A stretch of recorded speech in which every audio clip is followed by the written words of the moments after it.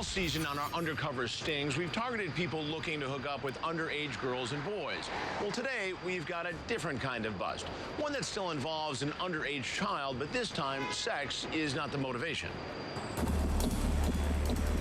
This 32-year-old guy wants to spend a Sunday afternoon chilling with a 13-year-old girl after texting her about getting stoned. But Mike Manzi's date is about to go up in smoke. You'll be shocked when you hear what Manzi does for a living. He's a math tutor. You heard it right. He teaches some of New York and Connecticut's wealthiest children how to solve complicated equations. But you might say Manzi flunked basic arithmetic, because 32 plus 13 adds up to trouble. Online, he calls himself Mike Thrilla. He's a self-employed tutor with a bachelor's degree in mathematics from a small New York college. He's obsessed with pizza, and he says he smokes marijuana often. This is the Sting House set up in Fairfield, Connecticut, an upscale town on Connecticut's Gold Coast, about 50 miles from Manhattan. The watchdog group Tetrad Corps is working with the Fairfield cops to bust adult men looking to spend time with 12 and 13-year-old children. Inside and outside, we've set up more than a dozen hidden cameras. And in our virtual control room, Tetrad's operatives are communicating with Manzi. Any update on Mike? Mike's supposed to be on his way. These are some of the texts the 32-year-old man who calls himself Mike Thrilla sent to our decoy, who he thought was 13. Did you blaze? You're my soulmate. Wow, you are so cute. You look way older, by the way. But he also admits he shouldn't be talking to a 13-year-old. Well, you were cool and cute, too. I just know I could get in trouble even talking to you, you know? But Manzi continues texting. He later appears to become suspicious and asks the decoy to send a custom pic with his name on it. His fears that the girl isn't real are apparently quashed. The date is set, and on a crisp autumn day, Manzi arrives at the Sting House. Hello? Hi. I'm good. How are you? Are the house okay? Yes, I did. Sorry, I'm being like a little. No, it's alright. Weird. This is like weird. No, it's not. It's not so much that it's weird. It's well. I'm in trouble. You mind if I just like look around? Oh, go for it. You okay? I don't know. What Manzi doesn't know is that I am waiting for him right behind that curtain. Next, my confrontation with this number cruncher and his bizarre excuse for coming over to visit a 13-year-old girl.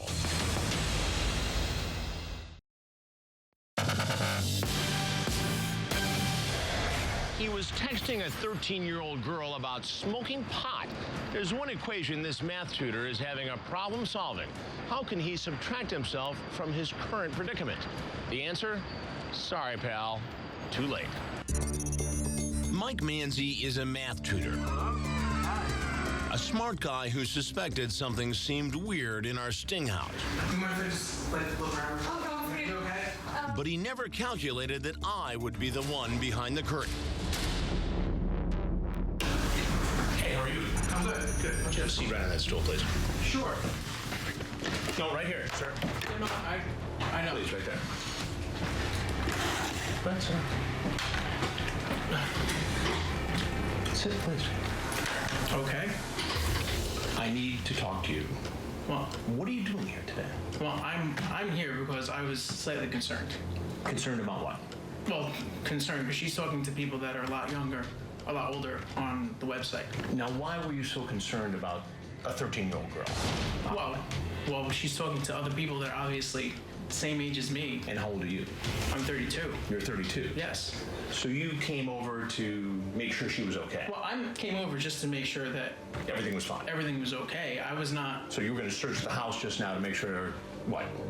Well, Bad guys I from here? Well, I mean, I don't know.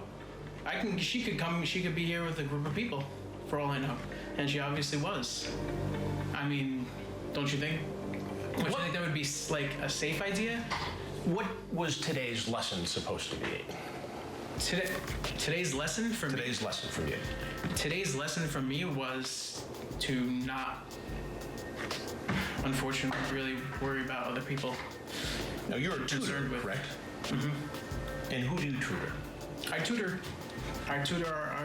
these ages, older ages. What do you tutor them in? Mathematics. Mathematics. What about smoking marijuana? Well, I mean, it's not really something that I try to tutor people in, but Well, still. it seems like it from the chat here. Well, you're cool and cute, too.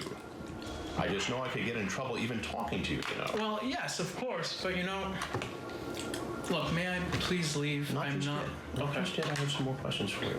Will I be able to leave after your question? Did you blaze? Wait, Yes. sir? Yes. Wait, are you answering me or are you reading stuff? Yes. You can leave after I ask you a couple questions. Are you sure? Are there police outside or anything? I'll get to that. Please, sir, can you please just tell me? Because I really can't. So what it looks like, Mike, is that you came here to smoke weed with a 13-year-old girl, and then whatever was going to happen was going to happen. Yeah, but that's not entirely what was going on. Explain it to me. Well, I just told you I was coming here to make sure everything was okay. Right. It really wasn't that far. I wanted to make sure that there was no like obviously like she invited me in and there were not. So you were just being a good Samaritan today. Well, I was trying to a certain extent, but like, you know, I was coming here to make sure everything was okay. 13-year-old girl. I deal with kids all the time. Right. Would you think that the parents of the kids you tutor would be comfortable with you coming to visit a 13-year-old girl after talking about smoking marijuana and hanging out? Probably not. You're Probably right. not. You're right. Now, you tutor kids. Sir, may I ask you a question? Yes, you may. First off, that is not completely true. I have a couple more questions for you, though. I really don't want to answer any more questions, and I feel... Do you have marijuana with you? No, I do not. Is it in your car? No, it is not. Then why did you say you were going to come over here and blaze? What's the lighter for? I smoke cigarettes. They're in my car. Again, you see how this looks. I know how it looks, and I'm A sorry. 32-year-old guy who deals with kids all the time comes over to visit a 13-year-old girl who's alone after a discussion about smoking marijuana together. Sir, I understand this. I'm sorry. That's you, right? Do you blaze? Did you blaze? Yes. You're my soulmate. You call a 13-year-old girl a We soulmate? were just talking. Come on, please. Come on, you're 32. You got nothing else to do on a Sunday? I'm gonna watch football. Yeah. Here with a 13-year-old girl after you blazed. You see how this looks? I know how it looks. I'm very sorry. May I please leave? Sir. Next, Manzi tries to leave, Please. and he's not going quietly. I can't. I won't. That's next week on Crime Watch Daily. But right now, let's get to the conclusion of our new undercover sting.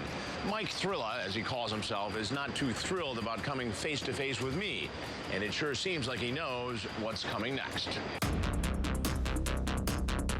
Math tutor Mike Manzi's number is up. He thought he was going to spend the day smoking pot with a 13-year-old girl. Instead, he's spending it with me and the police. There's something you need to know. Is there cops? There's something you need to know. Please. I'm Chris Hansen. No, you're not. Is that? No, you're not. Yes, I am. Please let me go home, guys. Sir, Guys, it'd be best if you went out please. this door. No, because I'm going to get arrested. I know what's going to happen. Sir, I really can't afford to do this. I can't. I'm really not here for any malintent. I really can't. Please do not. But look at the chat. I really just want to... Please let me go home, guys. I'm going to get arrested going that way. Please. No, I can't. I can't. I won't. Please. You can't go this way. Please, man. You can't go this way. Guys. Oh, this is horrible. This is horrible. There's only one way out, through the garage, where the Fairfield, Connecticut cops are waiting with a pair of handcuffs with his name on them. Please. I know. Turn around, put your hands behind your back. Please. Put your hands behind your back. Guys. Hands behind your back. Guys. Straight. Listen, instructions. Follow Listen, just follow the instructions, okay? Just calm down. Just follow the No, I instructions. We'll can't. explain I everything. can't. No, just relax. Please, I can't. Manzi argues with the cops, and while he's not resisting arrest, he sure isn't being overly cooperative. Listen closely. The cops tell Manzi they may have to pull out the taser. You're gonna get tased. Kneel down. I'm gonna what? You're gonna Kneel get tased. down. I'm gonna get down. Get down. Kneel down. I'm getting down. All right. We'll explain everything to you, okay? He's put into the back of the unmarked car and hauled off to the police station. The only numbers this math tutor will be crunching today are how much his bail will be. Scooch over a little bit. Did he film this whole thing? Yes, Mike, we are. He takes off his jacket before posing for a mugshot. His t-shirt is a math equation. It's a t-shirt popular with graduates of MIT, the Massachusetts Institute of Technology. But he didn't go there. He got his degree from a small New York college. All right, face the wall. As he's booked, he bites his fingernails. The lace is gonna come out of your shoes. Are you right-handed? Left-handed. And then he's fingerprinted before he decides to waive his right to remain silent and speak to detectives. So now that you've read all this and you understand it, you're willing to talk to me about, we can talk about what happened tonight? Yes. Okay. Yes, we can. All right. During the interrogation with the detective, Manzi fidgets a lot. He lets out a big sigh, but it's understandable. He's on the hot seat in the ice-cold interrogation room. I do. I understand the age difference. I And do. it's important that you understand that. I do. I understand the age difference, and that's why I really was not intending on doing anything with this girl. What'd you think when she said she was 13? I really felt like there was definitely a position that she was putting herself in that wasn't going to be a good one. Yeah. And she said that her mother was coming home today. Right.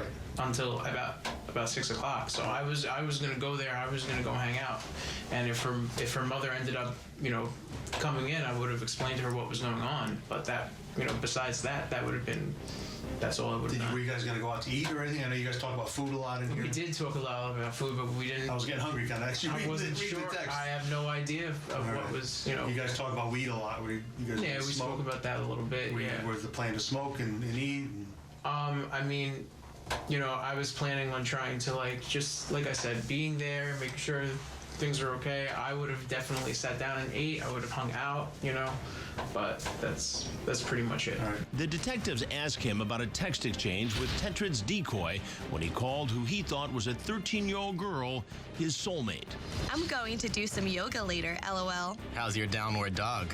You remember what you said? No, I don't. But you can. How's your downward dog?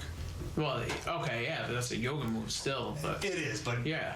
Like, come on. I mean, I'm a guy, you're a guy. I get it.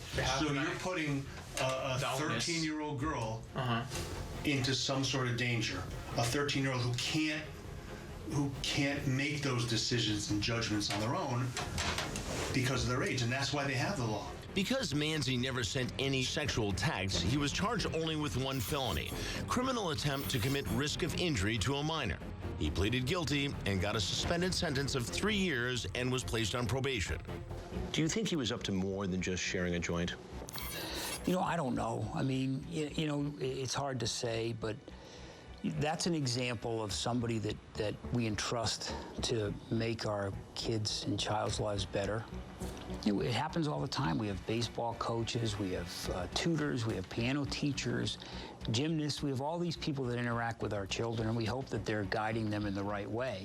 This is an example of somebody that certainly was inappropriate and guiding that child in a different way. But clearly his behavior is inappropriate. Manzi dodged a big bullet. You might say the teacher learned the lesson today. Don't contact underage children. But there are others like this guy who failed that lesson, as you will see next time.